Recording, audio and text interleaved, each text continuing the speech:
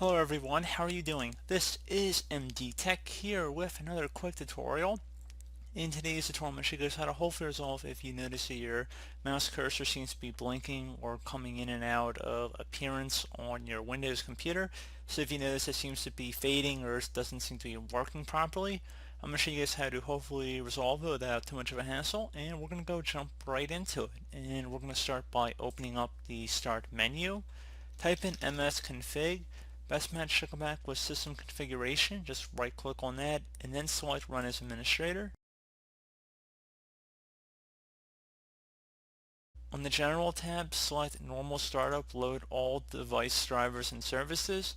If for some reason the apply option is grayed out, I'm just going to select diagnostic startup and then normal startup, and then I'm going to select apply and then OK.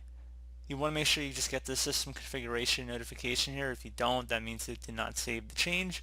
So it says you may need to restart your computer to apply these changes. Before restarting, save any open files and close all programs.